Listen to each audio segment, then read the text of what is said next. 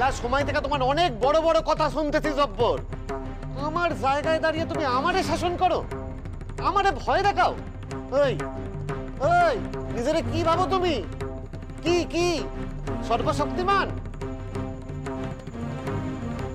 চক্ষু দেখায় না হুজুর, কাউর চক্ষুর দাঁড় না। এবার ধরবা না, ধরুন না। আপনি আমার আটকে রাখবেন, তাহলে কিন্তু গায়ে আগুন চলে যাবো হুজুর। আমিও দেখতে চাই এই গায়ে কত জ্বালানি আছে, এই গায়ে কত আগুন জ্বলতে পারে সেটা দেখাও আমার কর্তব্য। তোমার আর কিছু কওনের আছে জব্বর আলী? দেখেন হুজুর, মাইয়ার লিগা আপনি আমার গায়ের কারো কাছে বিরাগ বচন হেন না। মায়ের গায়ের কেউ ভালো চোখে দেখে না। তাতে আইনের কিছু এসে যায় না জব্বর? আমি যা জিজ্ঞাসা করতেছি তার সঠিক জবাব দাও। তুমি এগো পাঠশালায় ঢুইকা ভাঙচুর করছো, পড়ালেখার কিতাব জ্বালাই দিছো, তাণ্ডব চালাইছো।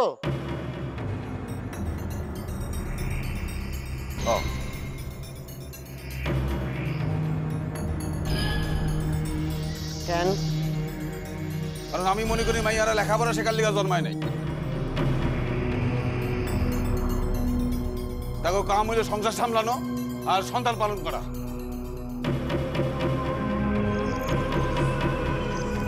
তুমি কি মনে করো তাই দিয়ে দেশ চলবে না জব্বর আলী?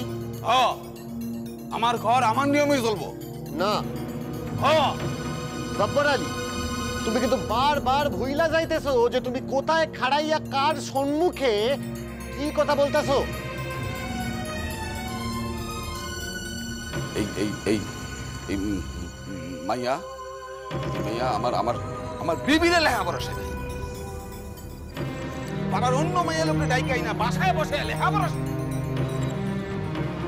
কলকাতা থেকে নষ্টামি করে আইছে, লাথি খেয়ে আইছে অনেইখানে আইসাই পুরা গাঁও খানার মধ্যে পাবে ভরেই গেছে। আর এই বাপ কাবে তারে মদত দেয় এই লোক, এই লোক এই এই এই লোক এই লোক এই লোক এই সাবুদ্দিন সাহেবের ভাইকে মদত দেয়, মদত দেয়।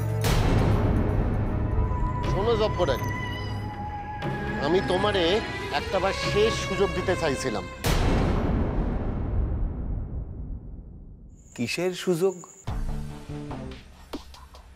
তোমার মাইয়া তোমার নামে থানায় ডায়েরি করছে।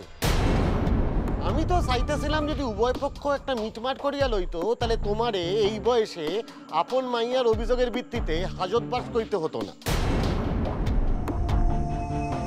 কিন্তু তুমি তো দেখছি তোমার কামের লিগা বিন্দুমাত্র অনুতপ্ত না। কি তাই তো?